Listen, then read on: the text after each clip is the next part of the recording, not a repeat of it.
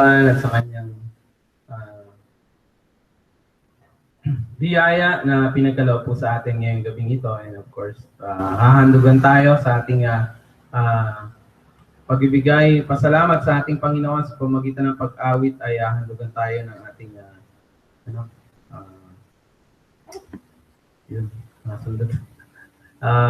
Brother and sister, si Majesty and Joyce ang kanilang sila po ang mag-lead sa atin ng worship ngayong gabing ito. Ano yung title? Okay.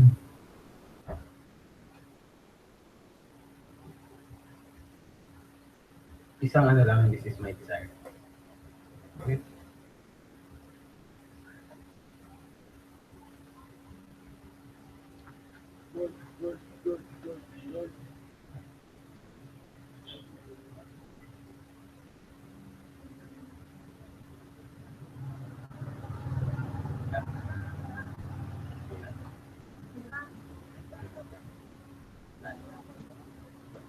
PowerPoint na siya. Kaya na ba? Hello. Ikaw na mag-aano na ba? Okay. Ay, teka lang. Ayan.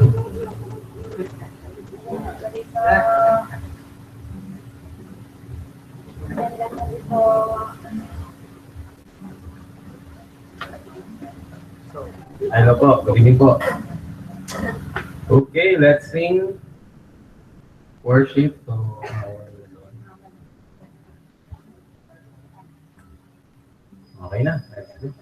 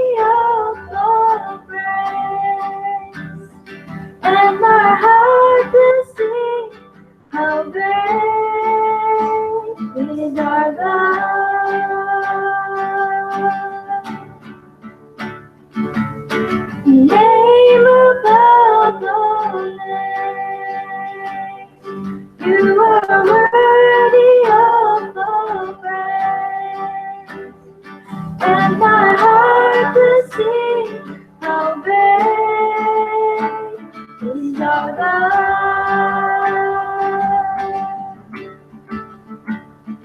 How great is our God. Sing with me, how great is our God. And oh, we'll see how great is our God.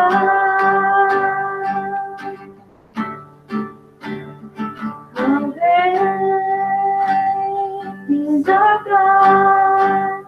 Sing with me, how great is our God.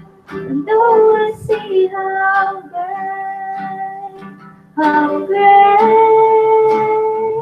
is our God.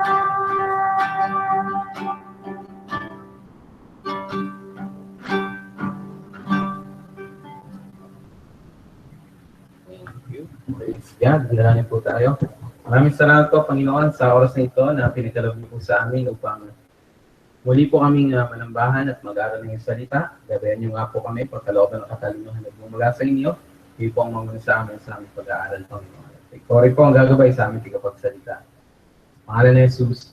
Amen and amen. Good evening po muli sa bawat isa. Wala pang yan. With your hands.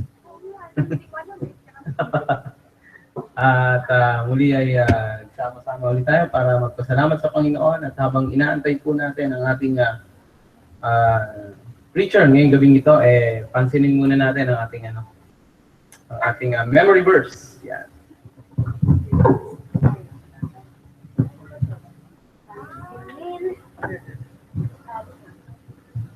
Okay, sige po. Talaga ikaw by this time, memoryado na, kayang-kaya. At alam ko, hindi kinakabahan yung mga mag-represent bukas kasi siguradong hindi sila tatawagin. Wala. Just for the sake of ourselves, diba? Hindi lang naman, it is not really because we're presenting there, but it is the impact of every verse that we memorize, diba? In our personal life. Sabi nga sa Psalms, your word have I hid in my heart that I may not sin against thee. So, habang marami tayong itinatagong verses sa ating mga puso, ginagamit talaga yan ng Panginoon para tayo i-direct, i-convict, rebuke, turuan, yeah.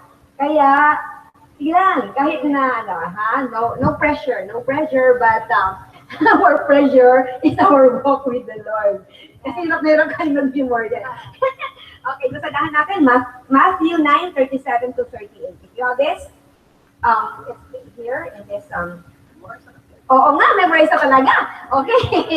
Sige, Matthew 9:37 to 38. Ready? Go. Said unto his disciples, the harvest is plenteous, but the laborers are few. Pray therefore to the Lord of the harvest, that He will send laborers for into His harvest. Isa pa po. Okay, Matthew 9:37 to 38. Go. And then said he unto his disciples, the harvest is plenteous, but the laborers are few. Pray therefore to the Lord of the harvest, He will send forth laborers into His harvest. Very good. Ready na. Okay, Mateo. Siyam. 30 siyam. Saka 37. Ano? Okay. Sinabi niya sa kanyang mga alagad, katotohanan, ang aanihin ay marami. Datakwat ang mga manggagawa ay kakaunti. Datakwat kakaunti ang mga manggagawa. One more time. At sinabi niya sa kanyang mga alagad, katotohanan, ang anin ay marami, datapwat kakaunti ang mga manggagawa. Idalangin ninyo sa Panginoon ng aanihin na magpadala siya ng mga manggagawa sa kanyang aanihin. Okay, very good. Alright. Isa pa daw. Tagalog. Alright. Sige. Mateo, siyam, 37 hanggang 38. Go! Sinabi niya sa kanyang mga alagad, katotohanan, ang aanihin ay datapwat ang mga magagawa ay kakaunti. Idalangin ninyo sa Panginoon ng aanihin na magpadala siya ng mga magagawa sa kanyang tayo. Ano naman yung picture na yan? Ano daw po? 10 minutes. Alright, sige. Umpisa natin sa Matthew 9:37 to 38. Sabihin natin yung reference. Matthew, go. Matthew 9:37 to 38. And then he said unto his disciples, the harvest are plenteous, but the laborers are few. Pray ye therefore to the Lord of the harvest, that he will send forth laborers unto his harvest. Woo! 100! Okay, sa Pilipino, tingnan natin. Mateo, siyam, 37, 38. Sinabi niya sa kanyang mga alagad, katotohanan, ang anihin ay marami. Datapwat ang kakaunti ang mga magagawa. Idalangin niyo sa Panginoon ang anihin, magpadala siya ng magagawa para sa anihin. Alright. Tama ba? Dinagdagan yata natin, natanayaw pa. Anyway, okay, si Pastor. Kalapang yun naman sa Teacher Daisy. Alam niyo, hindi biro yun na, na mag-memorize ka ng ganyan. May I challenge every one of us. Kasi di ba, for the entire year, this year, memory verse of the week yan, Teacher Daisy, no? Of the week. Next year, of that day. Di ba? Kasi next year, hindi natin pwedeng discriminate kasi magkakaroon ng selosan eh. Dahil, alam niyo kung bakit, di ba? Sa isang taon, 2017, 9 years ng Hillcrest, ang ating theme ay Shine at 9. Nakakatawa kaninang umaga sa McDonald's. Nandun kami sa retiro na ng pastor, kita kami doon, ginulat ko sila. Tapos yung kanilang big breakfast na ang liit, nakalagay doon, Shine, shine at in the morning, parang yun, shine in the morning, yung nakalagay doon. Shine in the morning. Sabi ko, hindi rhyme. Kailangan yun, shine at 9. Parang gano'n. And ang theme na yan nakafocus sa mga partners, individual partners. So, madaling salita, 2 beses isi-celebrate ang inyong shining. Yung physical birthday at spiritual birthday. Madalang magkasabay yun. Kung kailan kayo pinanganak, doon kayo sa pinanganak muli. Sabay ba sa inyo dito? Hindi sa akin eh. January 22 ako pinanganak, October 31 ako pinanganak muli. Kung sa iba, Pastor, hindi ko naalala yung date, okay lang ba? Hindi mag-invento ko na lang kung kailan mo. Parang naalala ko, para August yata yan o April yata yan. Sige, lagyan mo na ng date kung kailan mo, di ba? Yung araw na yun, ilalagay mo yung iyong life verse o yung paboritong verse. At si Teacher Daisy, kapag ka namili ng isang verse sa isang linggo, baka sabihin, bakit naman hindi pinili yung verse ko? Di ba? Verse ni Preacher Job yung pinili. Di ba ganun? So, ewan ko, I just want to lay it down sa inyo. Imbes na verse of the week, i-challenge natin. Shine at 9 Verse of the day. Wow! Tindi nito. Alam mo si Denise, sabi sa akin kahapon, di ba, baby?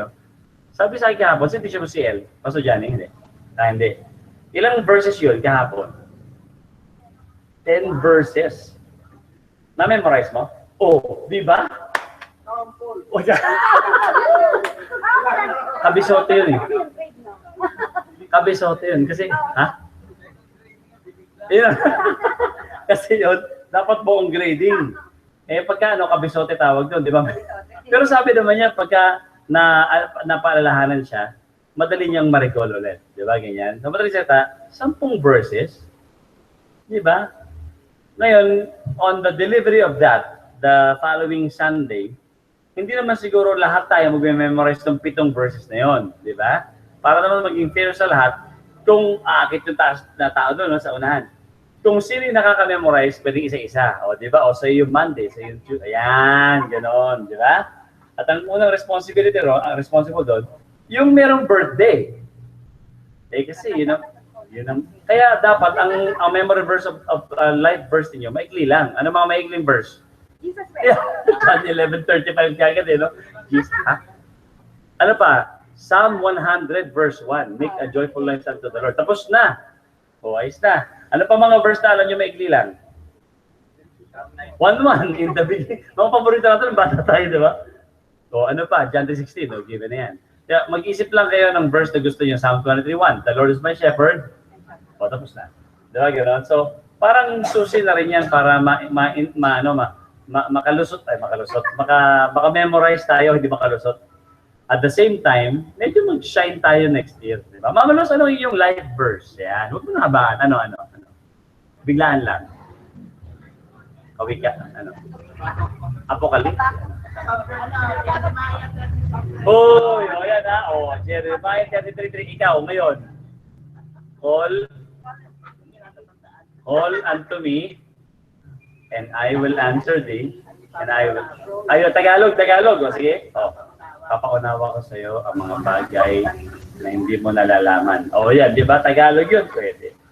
Ano, may tanong ka? Anong comment mo? Tama. Ayun. May 8 hinati mo pa yung 33:3. Ano? Hindi makarelate. May A, may B, no? Tama naman, di ba? Mami, anong life verse mo? Pareho ba tayo pa rin? 56:3. Ganun kami. What time I am afraid, I will trust in you. Psalm 56 verse 3. Alam niyo ba na ngayong araw, November 5, may background ba dito? Tugtugan mo nga ako. Tumutugtugin pa sa dyan. Ay, katulad. November 5 ngayon. Tugtugan mo ako. Sige, dyan ka lang. Pwede rin dito. Sige. Ha? Bakit? Sino? Ha? Hindi ngayon? Gano'n? Anong love song ang tutuloy? Walang love song.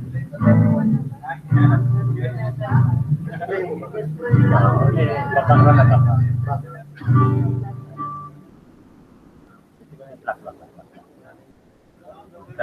Sino may birthday?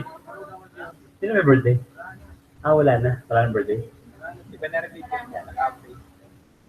Yun, no? Wala. Yan, okay. Kinakabahan tong katabi ko eh. Mo pa ng pink. Pwede. Kasi, mga LBS. November 5, 1987. 29 years ago. Yung araw na yon, nakatanggap ako ng love letter mula kay Ma'am Tin. Alas 5 ng daling araw. Inabot nung kasama namin sa bahay. Diba? At sinabi niya sa akin, padala ni Christine para sa'yo. Nung binasa ko, hindi alam ni Dati Cesar to. Nung binasa ko, sinabi niya sa dulo, ang haba eh, sabi niya, I don't know why I'm feeling like this. But I would like to say for now, I love you with all my heart. November 5, 1987.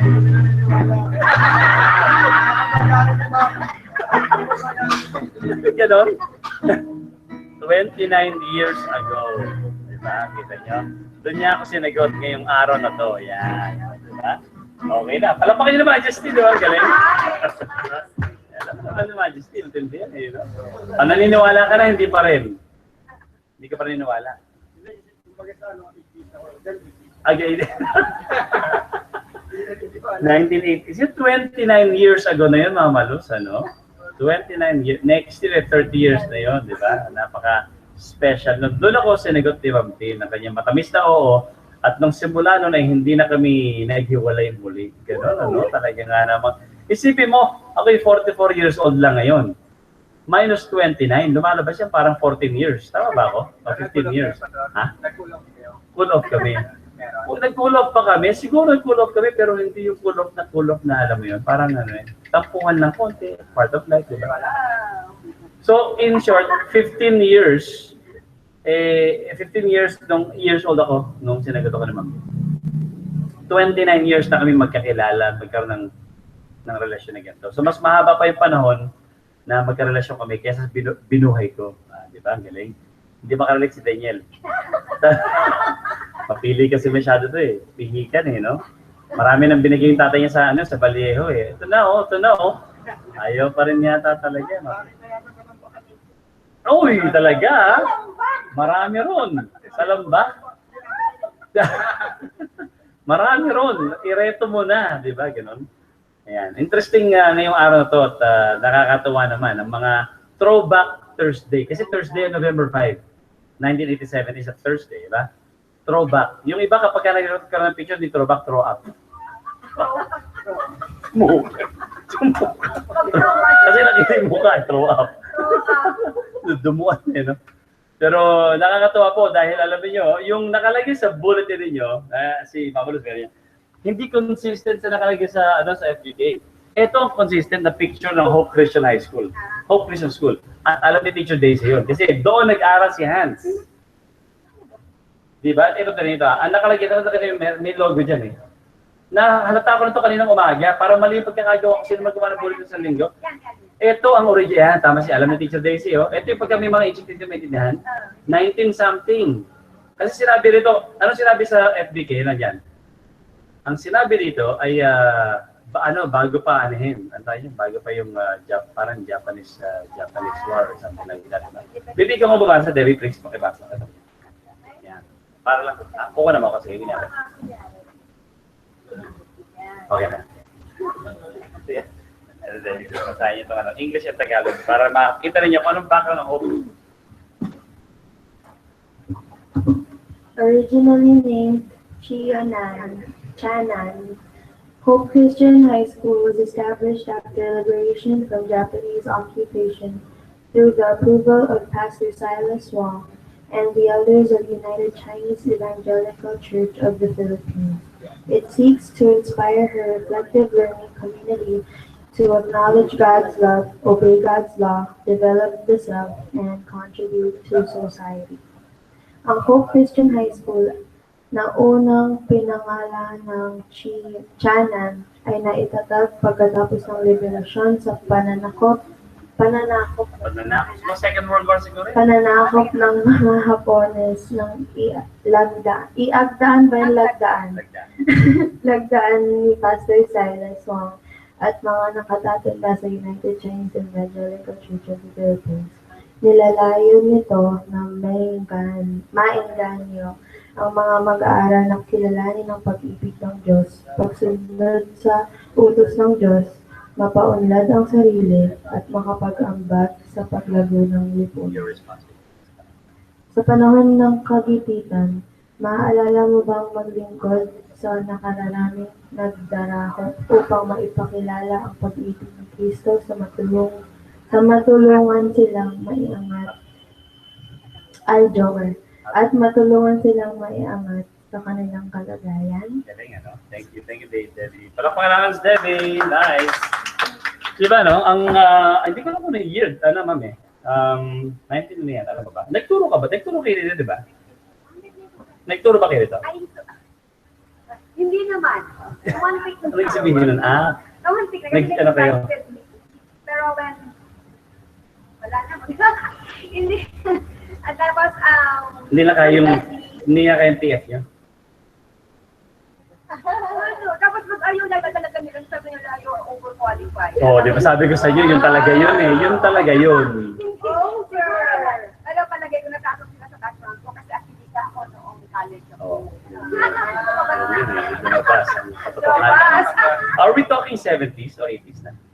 Nang ano? Ito, yung time na yan, 80s. Hindi, yun na, mga 1990s. Early 90s. Oh, kasi elementary guys. Grade 4. So, sa someone invited me to join the family. I see. Tapos, sayang nga eh, kasi I thought they really liked me. Oh, tapos, Kasi ang dami nila sa akin. Kasi Interview. siguro yung deliberation ng mga elders ng ano, kaya yung ano na, alam mo na. Sabi. Tapos, so, Ayaw nagdadag na. nga kasi ako eh. Kasi wala naman yun na sabi ko yung passion ko, yung ano ko, yung background ko. Tapos, bigla na lang yung sinabi niya na, ma'am, qualified ka. Yun na lang. Nagdahilan na lang. Ano. Akala ko preschool si Hans dito, hindi. Nag-preschool yan siya hanggang elementary, Oh, hanggang grade 4? hanggang grade 6. Ah, really? Tapos nag-homeschool siya after that? Ayos, ano? Akala ko Hindi, tapos preschool. punta kami dyan sa may malapit sa Malabon, yung Westminster High School, another Chinese Christian high school. Siya ulit. Oh. Oo. Ilan taon siya? 1 year lang? Doon ako nagturo. So, first year lang, and then nag-homeschool. Westminster sa Malabon? Parang toon ko pareho. Ah. Yung paglagpas mo ng tulay. Nabotas? Nabotas. Yeah, Manila. Talaga. 1 year lang doon, oh. 1 year lang kasi, ano eh. Iba talaga kanya. Doon siya natuto mag-Chinese o sa Hope? Oo. Sa Hope pa rin ito mag-Chinese. Bakit Chinese ang ano yun? May Chinese pa.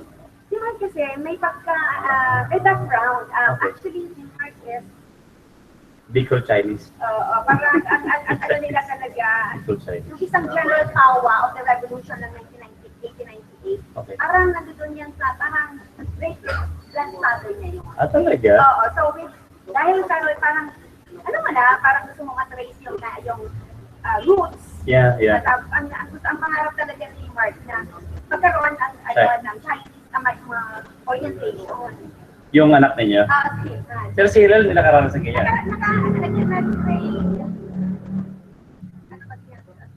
preschool lang. Talaga siya. Oo, so behind talaga. So, tapos, pero ako talaga, hindi ko masyadong appreciated ko din naman. Maganda naman yung ano nila. Pero, kasi double, ano yun eh, morning, DepEd, tapos Chinese. Chinese. Chinese. So more double time ka talaga, especially, mas mataas ang pressure sa Chinese. Oo nga, dapat mong aralin So, talaga. kailangan mo talaga, dapat tutor mo ng Chinese or else. Yun yung kinikwento niya, meron siyang tutor sa Divisoria. Oo, kasi pumupunta ka rin. Picture din siya sa Nung nagpunta kami doon mga 2 or 3 years ago, nadaan kami doon, sabi niya sa akin, hanggang ngayon ayoko umakyat dyan. May trauma. May trauma siya doon sa teacher sa second floor. Ayan niya.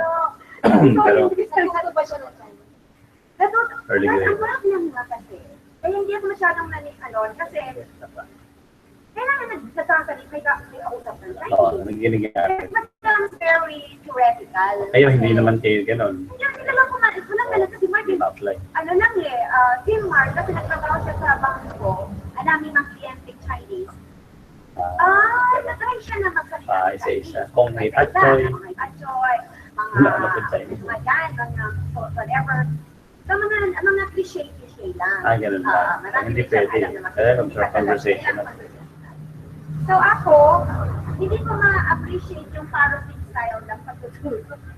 Parang parroting. Parating yan. Kabisote, ganyan. Oo. Tapos yung mga teachers sa Chinese, more strict sila, pero I don't think they have really educational background. Feeling ko lang, ha? Kaya talagang overqualified teacher dito. Tama ba ako? Tama ba ako na ito, wala pang Filipino-Chinese school before Hope? Siya yung unang-una sa Pilipinas. Yeah, oo. Kasi Tama. The first Filipino-Chinese school in the Philippines yung Hope. And what's interesting, yun nga, sila ba bang after Japanese liberation, Second World War nga yun, mga 1940s, early 40s, mga ganyan. mga ganyan. Na noon, dito yung makikita na hindi na influensya ng mga Amerikano, kundi yung influensya ng mga Kristiyano-Chinese. Yung dumating sa atin. So, Kasi diba, si Watchman. ang Watchman Nee, tama. Diba? Okay, kasama last month. Yeah, kasama yun. So, meron yata siya dito,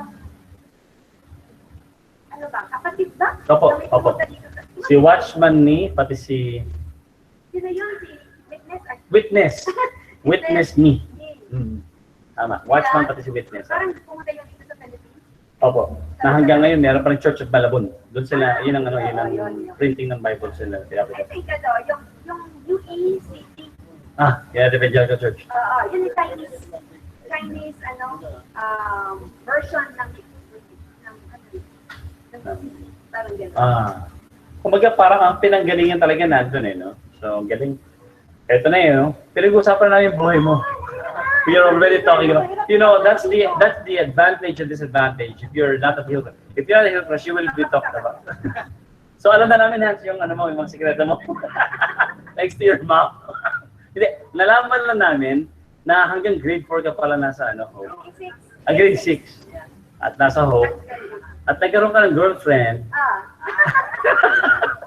Lagot si John talaga. Nung grade 1, na Chinese, na Chinese. So, yeah, without further ado, narito na ating preacher. Natataon naman, na first Chinese Filipino school in the Philippines, Hope Christian High School, where our preacher has studied from preschool to grade 6, di ba? Let's welcome our preacher, Preacher Hans, Sir Den. Yeah.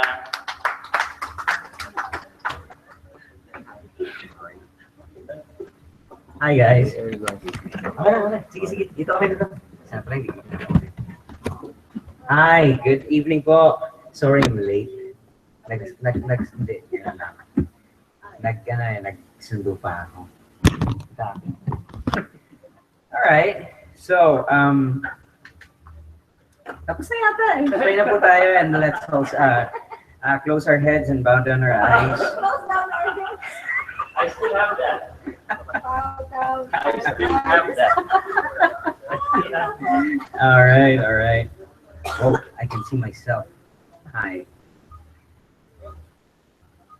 Right. So, welcome to this evening's faith book. And before I start, I'm not supposed to be here. It's okay. I'm not supposed. Next time. Okay. Dapat po ngayon si Daddy yung nandito eh. Kaya lang wala na naman siya. Since absent po siya, 3 months na po siyang absent. This is actually his 3rd month. Exactly 3 months. Exactly 3 months. Yes. Exactly 3 months. Probably. Yeah. Oo. Sabi ko kanina na-realize ko, sabi ko, 3 months pa lang? Feeling ko kasi ang haba na. Oo, ang dami na rin kasi nangyari. So, 3 months. Dapat po siya yung nakaupo dito ngayon. Pero late po siya. Mamaya po darating po siya sa bahay niyo. Dadalawin kayo. So, I'm actually here in honor of him, in honor of my dad, because of what God did in his life. And this was his last ministry. So I'm very, very privileged and honored to be here. And for some reason, Pastor A will ask that I would speak about Hope Christian High School. Sino po dito ang, of course, siguro naman lahat tayo dito nakapag elementary or high school or, at least touched there. Mahal niyo po ba yung eskwelahan niyo? Sa totoo lang. Ano ba? Itong dalawa. Delikado.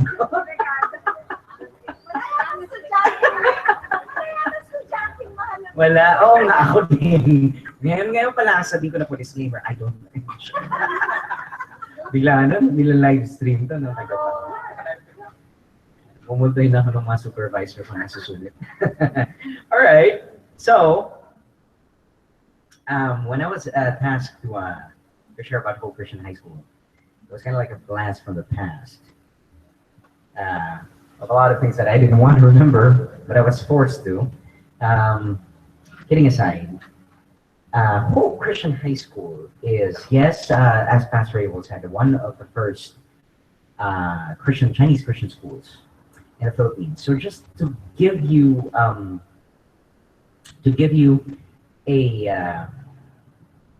brief history on Hope Christian High School.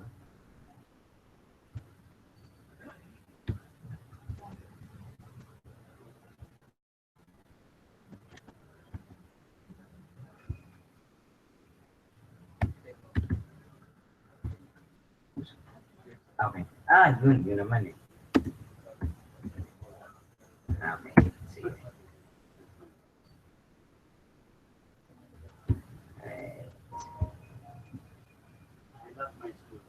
Right, all right. Just to give you a brief history on Hope Ridge High School, there's not much information, by the way, on them online. So if you research online, kung Google nyo sila, mahanap nyo lang yung website nila. Yun lang. Wala na iba, walang scandal, walang juicy walang principal na hindi. Wala pong ganon. But basically what happened was, okay, let me read a little bit of something from which I lifted from their site. Okay, so here's how they started. After the liberation from the Japanese occupation, this is World War II, the city of Manila was a mass ruin. Chinese schools weren't able to reopen immediately. Miss Yu Bunpek and Mr. Wang Yumin initiated the organization of a tuition-free school. Bakit nung panahon ko, mahal nung bayad, pero nung una, tuition-free, magreklamo. I want a refund. Alright, sorry, please. Kung may nanonood po pa sa inyo na taga-Hope, joke lang. All right. With the approval of Pastor Silas Wong and under the leadership of Elder Keng Leng Kiat, the United Chinese Evangelical Church of the Philippines, or UECP, unanimously passed a resolution to establish the school. The school was then named Tianan, officially opened. Classes were held below the United Chinese Evangelical Church of the Philippines, and Miss Julia Tan became its first principal. On January 12, my birthday, the Board of Trustees was officially established with Elder Yu K. Tai as their chairman. O, diba? Exciting. Na-excite mo ba kayo doon? Now, what I would like to point out here, in this, in that boring thing that I read, what I would like to point out here was that this was 1946. This was 1946. This was a good 80 years ago. It was a good 80 years ago. Why na po nun si Mama Luz? This is a good 80 years ago. 1946. All right, 1946. It was just after World War II. 56, 76, 76, 86, 96. 2006. 70, fine. 70. Sorry po. Tao lang. Mahirap pag inanay ng teacher. Makokorek ka agad. Ayaw nga po. Oh, nag-apply siya doon. Tapos gusto siya ng principal. Tapos after 6 months, you were told that you were overqualified. Shut up. All right. So that was continuing. That was 1946. That was 1 year after the Second World War. All right. To most of us here, we have no clue what that was like. All right. Now, what was Manila like during that time? I'm going to show you how Manila was like during that time, just so that you get an appreciation of what these people were able to do at that time. So here is. You were there. Yes, I was there. I was there, and I took my cell phone camera, and I actually found it, Hope, Manila is famous for its architecture. Wait, ayaw. Drag ko lang. Sorry to be dragging, but, I just have to be dragging.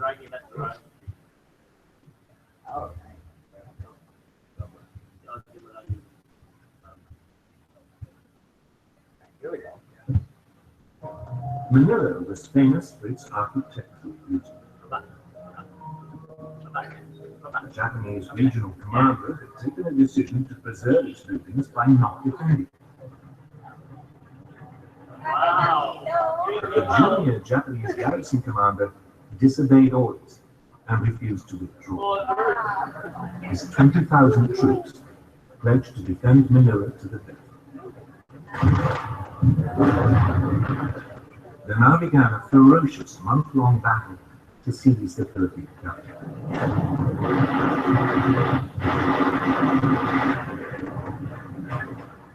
US troops fought their way into the city.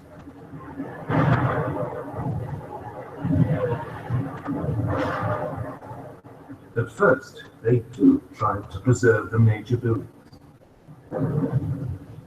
But as they ran into snipers, machine gun nests, and hidden artillery, they were forced to reduce much of the city to rubble.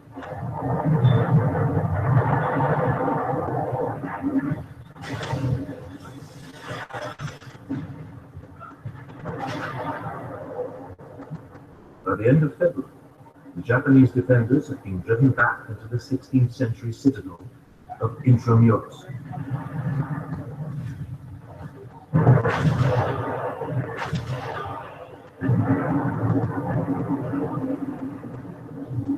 It would take another week of fierce fighting to flush them out.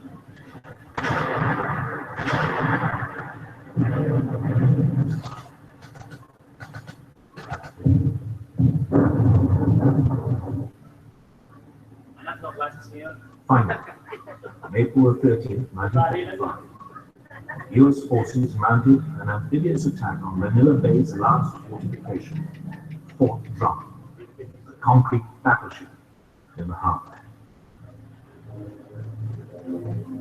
Its ventilation shafts were packed with kerosene, white phosphorus, and explosives.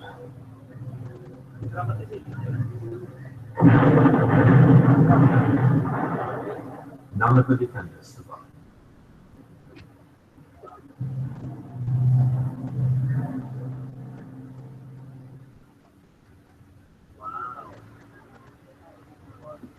All right. That last thing.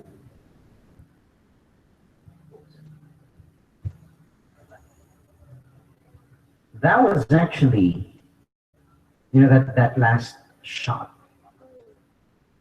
That was downtown Manila. Yeah, very. The retaking of Manila was a great ally that found. I thought.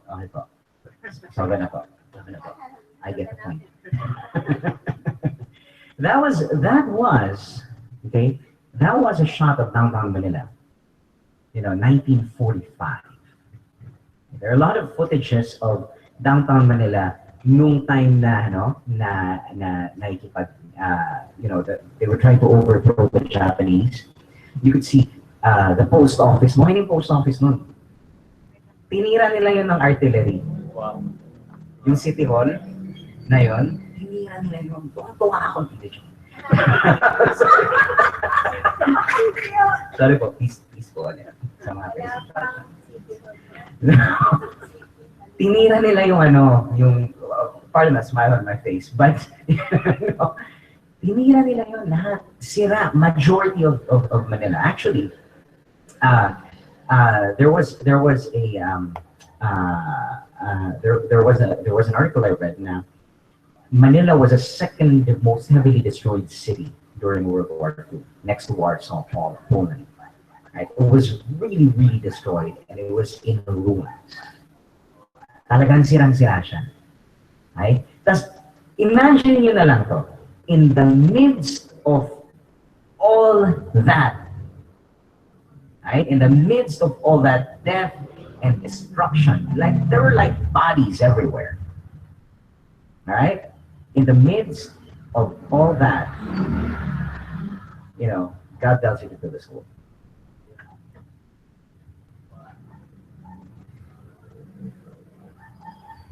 Just imagine that. In the midst of all that, God tells you to build a school. Tuition fee. Reklamo talaga. Just imagine. With all that has happened, your task to rebuild the next generation. Parang binandali ng ginagawa natin yun. Kasi walang bumubomba sa atin. Tayo buhay mostly. But, a lot of times, we can complain about, how hard life is, etc., etc., etc. We were never asked to build something like that in a war zone or in a ruined city. Where's the bulletin? I saw Pastor holding a bulletin a while ago, which had a logo. All right. Where's the logo? Where's the logo? Where's the logo? Oh, there you go. I hated this logo. I really hated this logo. Especially now that I'm older and I design logos, I'm like, oh, this is so wrong. I wore this logo on my chest for like 8 years. I wore this logo on my chest for 8 years. All right, I have a confession to make. I had no clue what this logo meant for 8 years. I was young, but basically, if you look at the logo, if you zoom in here, those of you have cameras can zoom in. Basically, it says truth, life, and hope. Truth, life, and hope. Truth, life, and hope. In 1946, amidst that ruin, all right, you're given the task to bring truth, life, and hope as your message. O, diba? Good luck. But, here's the thing. This is a Chinese school. This is a Chinese school. And through the sheer diligence of a lot of those people who came before us, these are now the product of not just Hope, but other schools as well. These are now the captains of industry. The titans and the tycoons. The ones who build, who build our infrastructure, our economy, etc., etc. What we right now, it's a fruit of this. It's a fruit of this. Honestly, even if I hated going to school, during that time, I can honestly say, I really appreciate what they did. Now, just to hammer it in, there you go. Sunshine.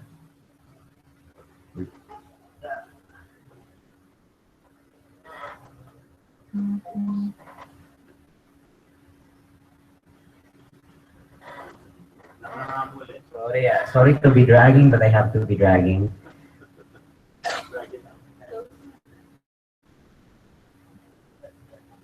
Left ba, left? Oh, yun. Yun naman, kasi yung pala yung connection pa ganun. Hindi pa ganun. Sorry po, wala sa bunto ko eh.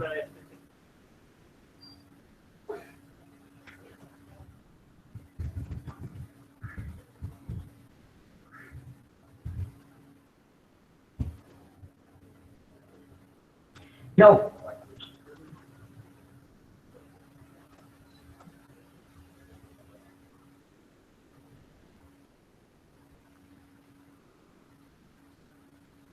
How hard is it to bring the message of truth, life, and hope at any time? Ngayon nga mahirap na eh, diba, to bring that message. The school verse of Hope Christian High School is, "I am the way, the truth, and the life. No one comes through the Father except through me. You know, a lot of times, you know, when we're asked to minister, when we're asked to share the gospel, when the Lord asks us to you know to work on people, a lot of times we go into this mode of complaining. We go into this mode of complaining, you know, it's so hard, you know, and blah blah blah blah blah blah blah blah. But you know, if we actually look at where we are right now, it's actually very, very comfortable and very, very easy compared to what what the previous generation did. You know, just to you know a little bit home in more on what they did during 1946, right? During 1946, and how horrible it was, how horrible the task of rebuilding was, because that's what they had to do. It they had to rebuild the next generation one child at a time. All right, just to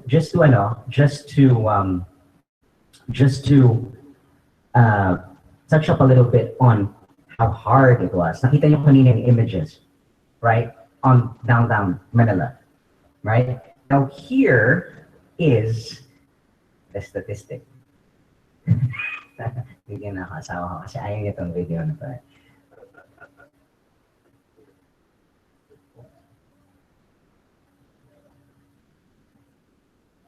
Konti lang po, hindi po natin tapusin.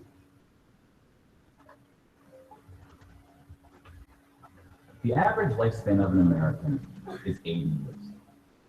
And an 80-year-old today was 10 when World War II ended, 4 when it began. A soldier who saw battle would have to be in his late 80s, at least today. Generals, political leaders, the decision makers of the war, you are still with us. And over the past 2 decades, we've seen authors and filmmakers rush to capture stories from survivors before this connection of memory is lost.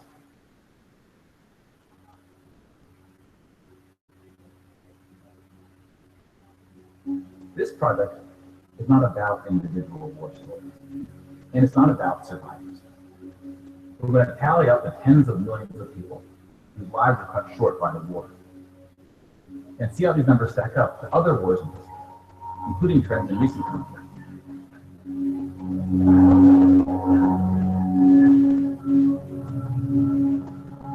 We'll be counting soldiers and civilians separately. Each of these figures represents 1,000 people who died. Civilians were of all walks of life, whereas military deaths were almost entirely men. The average age was about 23. In most battles, for every 1,000 soldiers killed, there are more than 1,000 who were injured. The word casualty can be confusing because in military speak, it often includes both deaths and injuries, and anything else that takes a soldier out of service.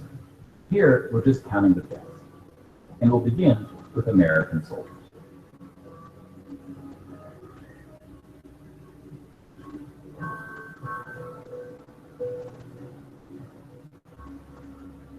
Over 400,000 died. Most of the deaths occurred in the European theater, fighting the Nazis. About a quarter were in the Pacific, fighting the Japanese. When you put them on the timeline, you see that casualties were the heaviest at the end of the war. The war began on September 1st, 1939. But the U.S. wasn't going to join the fight until Pearl Harbor, 2 years later. The deaths increased drastically on D-Day, when the Allies invaded Normandy. One of the most tragic moments of the war was on D-Day at Omaha, where 2,500 Americans died. So about the same number of U.S. soldiers died on this single beachland as the entire 13 years of the recent war in Afghanistan.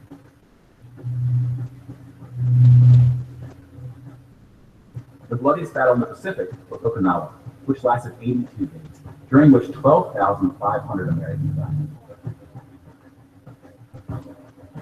About 5,000 of these deaths were at sea from kamikaze attacks.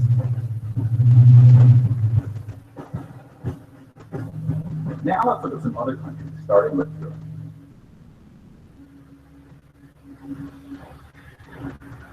Germany started World War II when it invaded Poland. Poland ultimately lost 200,000 soldiers in the war. Most died after the invasion while the country was occupied by Germany and the Soviet Union. Germany, meanwhile, lost just 16,000 in the invasion of Poland. The Nazis went on to invade and conquer other countries, including Denmark, Belgium, the Netherlands, France, Greece, and Yugoslavia. France surrendered, but after losing 92,000 soldiers in the Battle of France. Over 200,000 ultimately fell, which includes deaths in POW camps, French colonies, and other countries. Yugoslavia suffered almost 500,000 military deaths. The initial invasion brought relatively few casualties on both sides. But the deaths mounted under Nazi occupation created guerrilla fighting, civil conflict, and mass executions. The Nazi invasions were swift, with relatively few German losses. Even the Nazi commanders expressed surprise at their success. And then we have the United Kingdom and the United States, who were not invaded but took the fight to the Nazis. Britain lost about the same number of soldiers as the US, which includes the British colonies. Germany lost about 500,000 soldiers fighting the US and Britain in what is known as the Western Front, which took place in France and Belgium.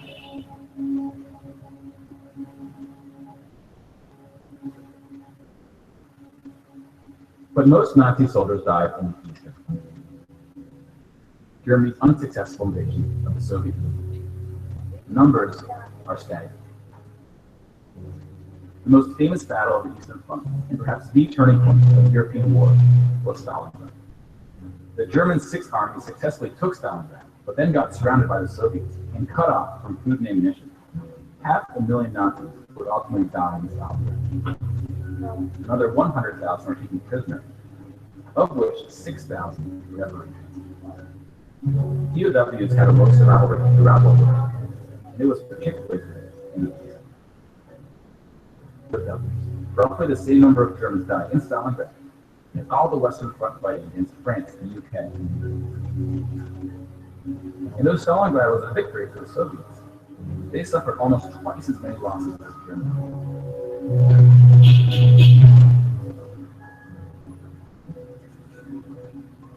The Soviet Union would eventually defeat the once unstoppable German army, killing 2.3 million Nazi soldiers.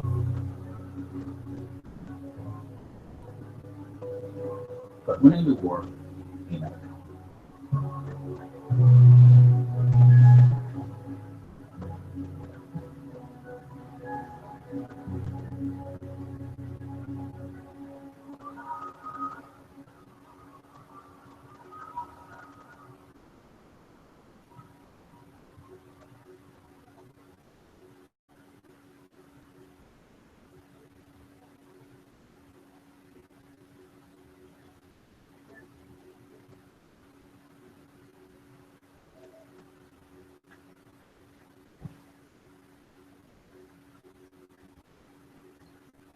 8.7 million is the official tally by the Russian military, a hotly disputed number.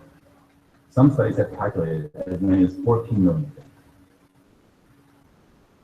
To complete a count of European military deaths, you need to add German deaths to other fronts, including the North and Africa, as well as deaths. See that? That's not even the exact count. If you watch the entire video, they'll tally including the civilians, which is normally a much larger number than the military deaths.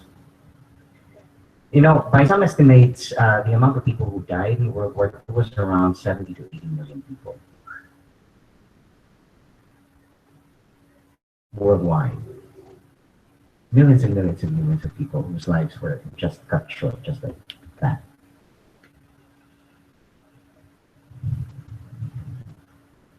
And in the midst of all that, you know, God calls you and tells you to build a school and bring the message of truth, life, and then so and hope. In the midst of all that, you know, here's one thing. Societies, civilizations have come and go. Leaders have come and go. Dictators have come and go. But you know, one thing has always remained. You know, I am the way, the truth, and the life. 80 million people died just like that. But the word endures. The word endures. And kahit mangyari ulit yun ngayon, eto matay tayong lahat. The word will stay and endure. There is always hope. There is always hope. It will never go away. You know, you think, you know, you're going through tough times, you're going through difficult situations, you're going through pain, misery, suffering. There is always hope. There is always hope. You know why? Wala eh, bilangin mo yun. Isa-isa. Ang isang taong ganyan dyan, katumbas ng 1,000. Okay? Kasi hindi nila magawa na lahat talaga ng yan. That's not possible. One little figure there is equal to 1,000 people. You and I could easily become a statistic there. And yet, dumating na si Hitler, dumating na si Stalin, dumating na lahat, etc., etc., etc. You know, namatay na sila lahat. They tried to, you know, destroy Christianity. You know, all over the world, so many people have tried, you know, outlawing Christianity, killing Christians, etc., etc., etc. And yet, the word still endures. The word still spreads.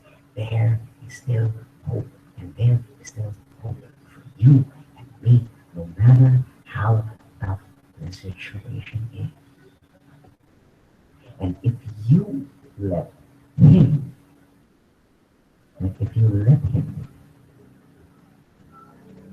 you know, He can ask you to build something like this. In the midst of ruin, in the midst of calamity.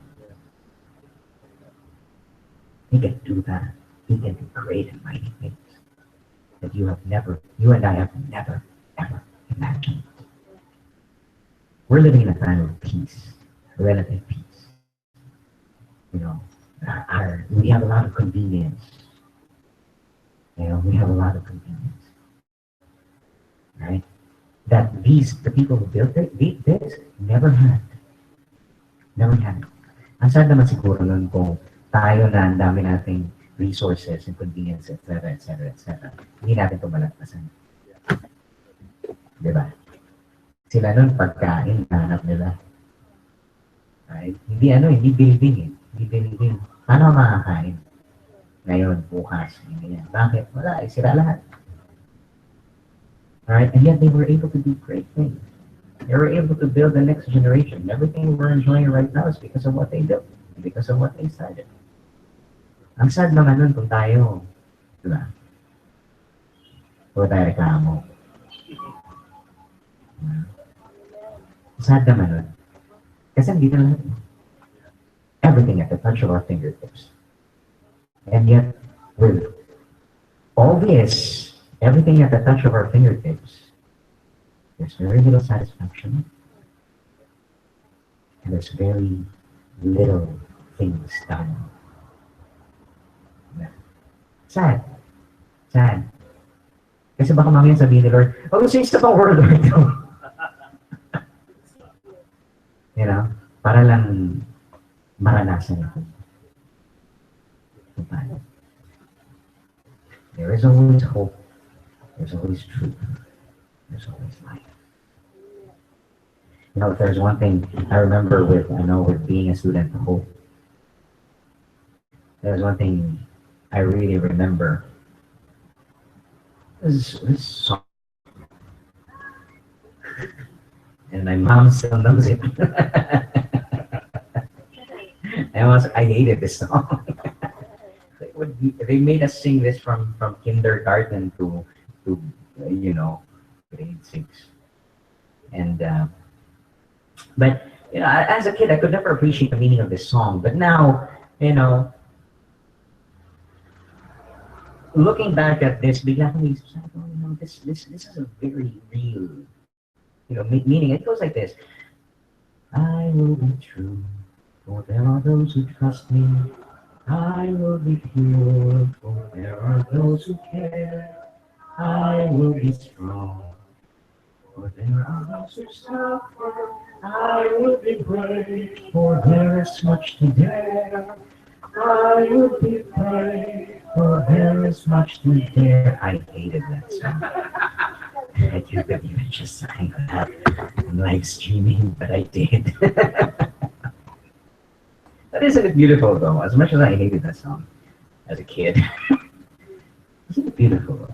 I will be true, for there are those who trust me. I will be pure, for there are those who care. I will be strong, for there is much to suffer. I would be brave, for there is much to dare. Okay?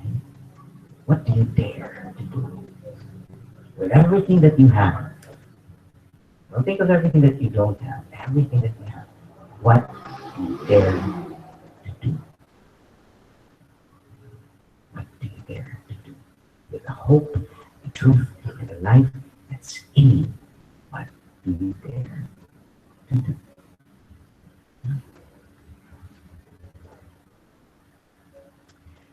With that I end. So let's all bow our heads and close our eyes. Amen. Father in heaven, we thank you for this time that you have given. We thank you for we thank you for your presence, Lord God. We thank you for challenging us and opening our eyes. We know, Lord God, that every good thing that we have is from you. And thank you for the hope that you have given each and every one of us. Help us to spread this hope everywhere we go. Help us to spread the truth of your gospel, Lord God. Help us to spread the life that you have given us. And we thank you, Lord God, for the work of those who came before us. And indeed, we stand on the shoulders of giants.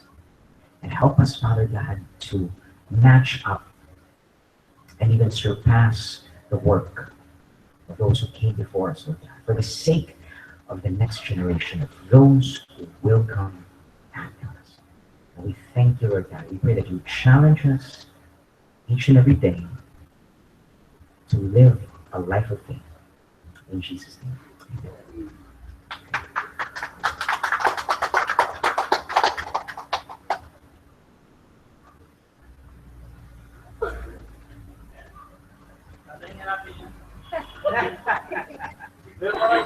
Kasi that was the song for Higher Ground Baptist Academy. I would do every day kinakanta yun. Flag ceremony. Memorize na 4 stanzas. Can you imagine? Kailangan yung lahat teacher marunong i-beat yun. Di ba? Bahala na kung paano gagawin. But I would be galing, you know? Ganun din yung story. Pati para listen ni Gawain Hans. Sabi nga ni Martin, talagang ang ganda mong makita yung isang truth sa isa pang perspective, no? Kasi if I were to preach that, iba naman. Pero ang ganda nung nakita, no, na yung situation nun that we are not experiencing today. Galing. Pero going back to scriptures, ang ganda kasi yung John 14 was the farewell address of Jesus Christ. Eh. Parang wala na silang hope.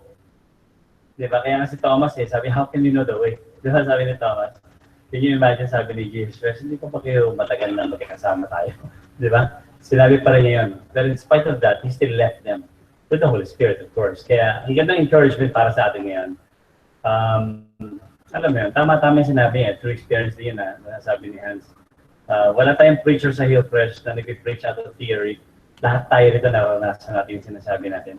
Kaya natin nasasabi yun dahil dumaan o dumadaan o dadaan. Tayo doon. Kahit hindi ginagawa ng maraming tao kapag tinawag ka ng Diyos na gawin yun, kailangan gawin. Kasi hindi lang ang pamilya mo maapektuhan, maraming henerasyon na maapektuhan. Can you imagine kung hindi bukas ang Hope Christian High School? Kasi yan siguro wala ngayon sa atin. I mean, you know, baka nagbago yung buhay niya, baka aktivista, baka nagmana sa lanay. Nagmana sa lanay, underground. Di ba? Can you think about that tonight? Maraming repercussions kapag ka hindi nasimula ng chosen few. Di ba? Hindi naman natapos yun. Hanggang ngayon, ganun pa rin. Sino makikita yung church na may ganito? I mean, we're not proud of it. We're not like saying, uy, dapat natin church may ganito. Hindi, kasi tinawag ka eh.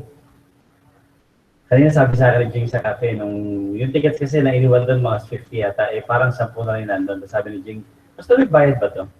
Sabi sa kanya, Jing, panlabing-anin na natin, magbabayad pa ba natin mga tao ngayon? Di ba?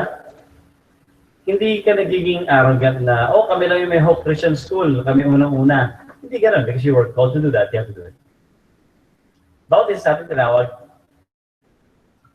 Daniel, bawat isa sa atin tinawag. At ikaw yung gagawa nun. Diba? Hindi yung parang sinabi ni Isaiah Jr.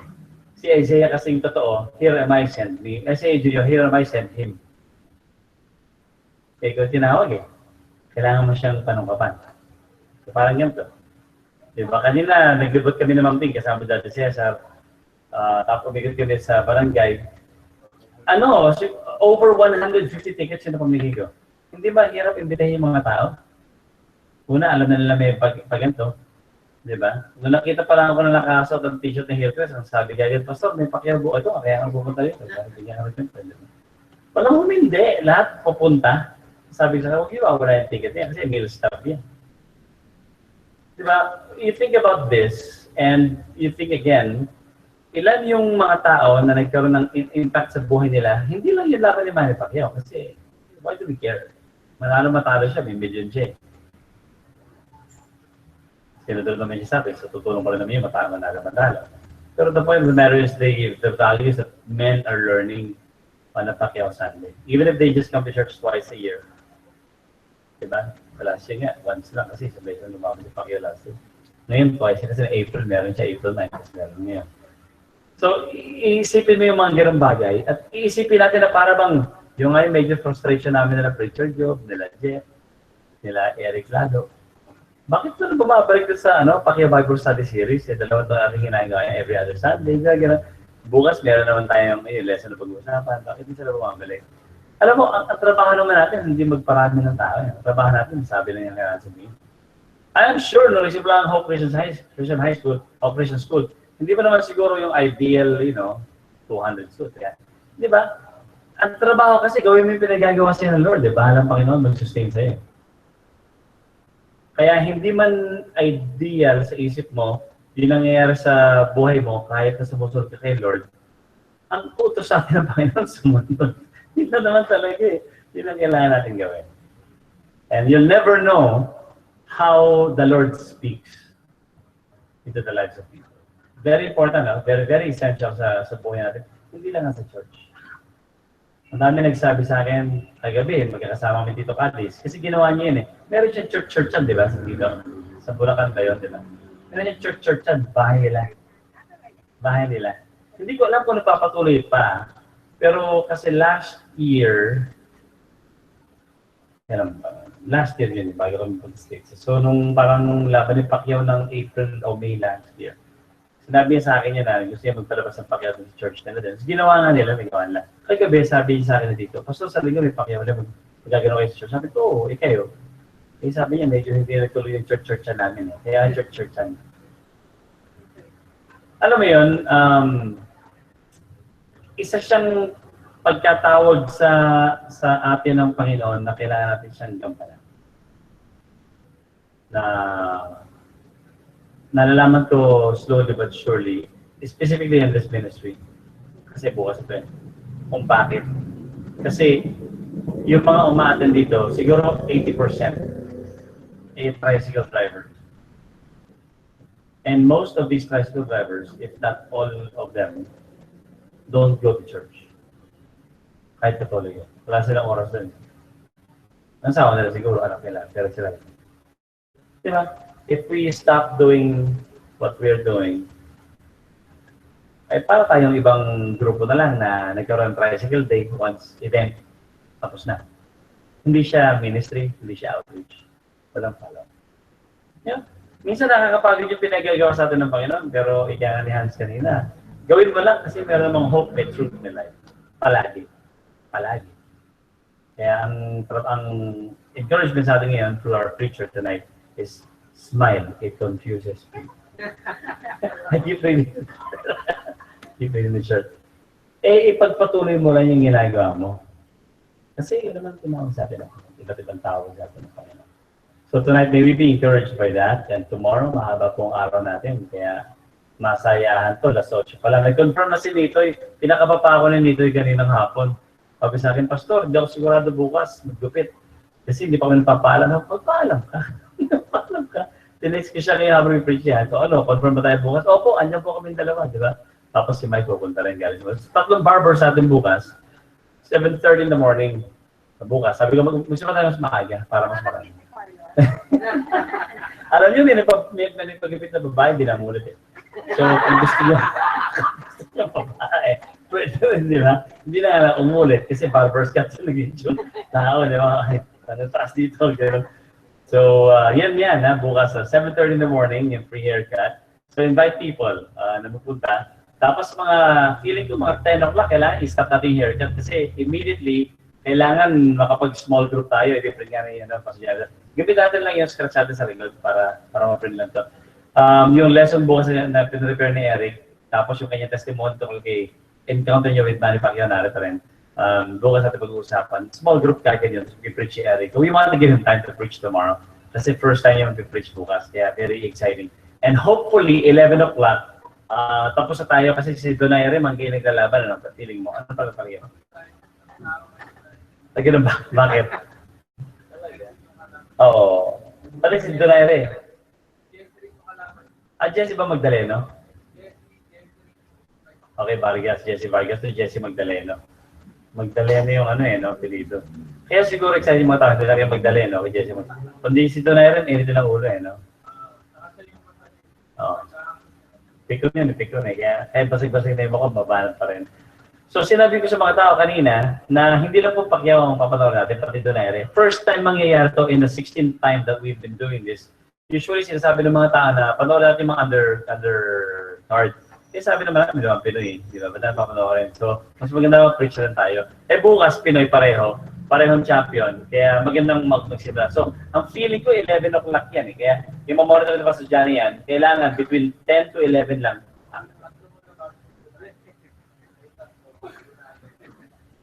So, feeling mo mga 11, kung 8 o'clock sila magsimula doon, sa oras natin. Kaya kailangan talaga 10 o'clock magsimula tayo ng ating small group. Pag-usapan kagad yung mga papel. Kaya naman tayo nagaganon para we keep in close contact with people. So, ngayon, magbili tayo maikli lang mga men, para bukas. Alam natin yung gagawin natin diskarte. Hindi lang sa loob, kundi ika pa sa dyan, pati sa labas, yung traffic dito, yung dumi-dumi dyan, para hindi nag-reklamo yung mga kapitbahay natin sa nasira na yung USB. Thank you, Joe. Ayan. So, bukas yan po. Mag-gusto na tayo after church para lang mapag-usapan natin ang konti mangyayari bukas. So, it will be a very exciting day. Maliban sa laban ng Donaire, pag yung 12 rounds yan, di alas 12 laban ng Pacquiao, 12 rounds ulit, di alauna na tayo kakain. Pero purihin na Lord, nung umikot ako dito, nakita ko na yung mga patatas at mga karne at mga kamatis ni Mama Luz, at dyan na, at ni Obet, di ba? Sabi ko nga kay Obet kanina, nakita ko yung Obet, sabi ko, magiging faithful tayo. So, once a year. Nandiyan na po yung ulam.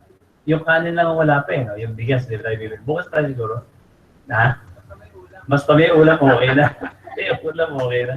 So, paghihirapan po nila Mama Ros yan, di ba? Richard Job, hati-hati ng mga yan. Alam mo na, mga carrots yan. Bukas yan, tanghalian bukas yan. Bukas ako. So, we're asking Hillcrest Partners to be here at 8 o'clock tomorrow para tumulong po ng mag-serve.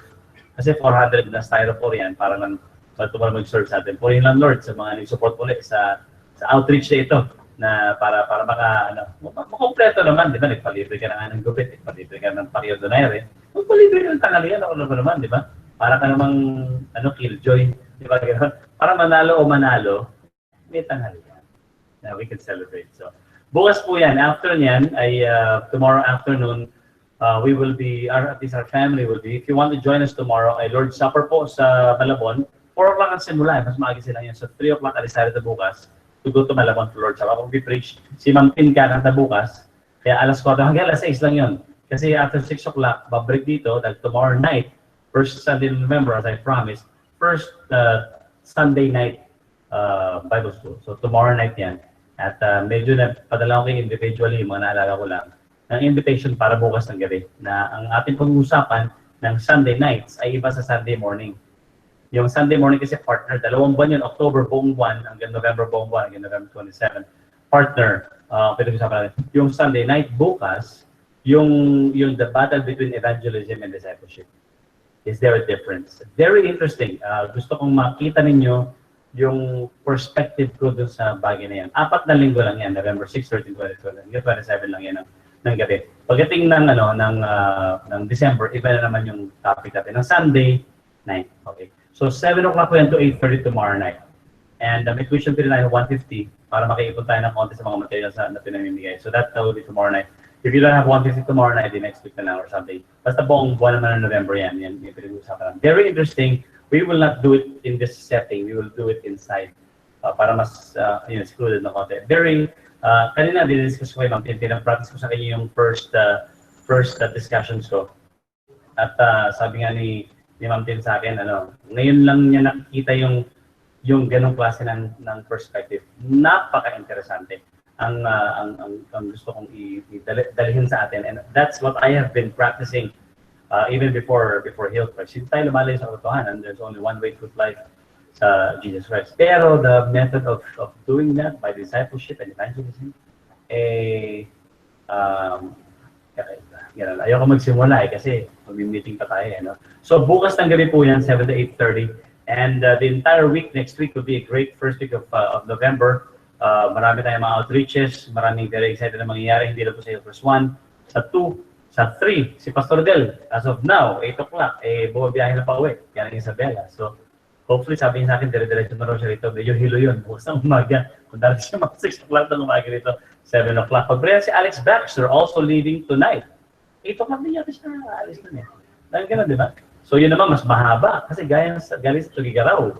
So you're talking 12 hours. Kaya bukas, sakto siya sa 8 o'clock, 8:30, 9 o'clock nung darating bukas ng umaga. Hilo rin yung isang yun. Salamat na lang sa Lord sa nangyari sa Tugigaraw at pinadala sa akin yung video ng interview niya sa uncle ko nagpapastor 4 kilometers away from his hotel. Ang galing, talagang God incident yung mga pangyayari. Nakatulong tayo sa community ng Barangay Sentro 1 ng Tugigaraw sa mga nasalanta ng disaster doon. Very interesting. Purihin lang Panginoon kasi alam mo yun yung Here Am I Sent Alex. Yun yung mga sitwasyon na gano'n. Yun ang pinipray namin yan. Buti na lang si Alex talagang di ba? Kinarir niya yun, di ba? Ang galing So, we can thank God for that. Also pray for the different outreaches and projects, especially for this month, November and December. Marami pong mangyayari bukas. Kaya pag-pray mo na sa Lord. Nanalangin po tayo, sama-sama tayo na sa Panginoon. Panginoon, maraming salamat God for this evening. We praise your name, Lord, sa mga ginawa niyo sa buhay namin. At muli po namin kayo pinagkakatiwalaan sa lahat ng ito. Alam namin, Panginoon Diyos, na kayo ang humahawak sa aming buhay. Sinabi niyo sa inyong salita, kayo ang daan, kapatotohanan at buhay.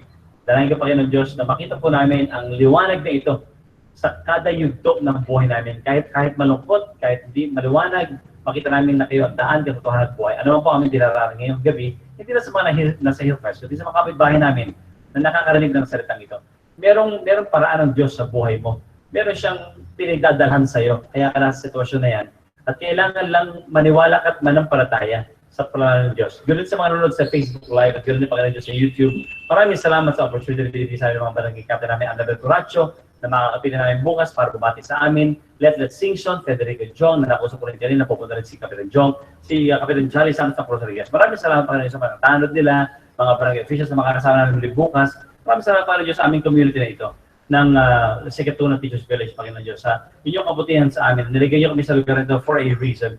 Not only for the church, but for the foundation of Mount Rovers, for the Hillcrest Cafe, for Hillcrest number 2, Panginoon Diyos. We thank you for all the opportunities of ministry and outreach. Patubayan mo ba sa ngayon, Panginoon Diyos, and I pray that you will bless, especially Christian hands, Panginoon, sa kanyang buhay, Joanne, si Teacher Daisy, si Lel, sa kanilang mga aspirations. We thank you, God, for the way that you have brought them to our lives, Panginoon Diyos, here at Hillcrest, and also for our family. We thank you, God, for this connection.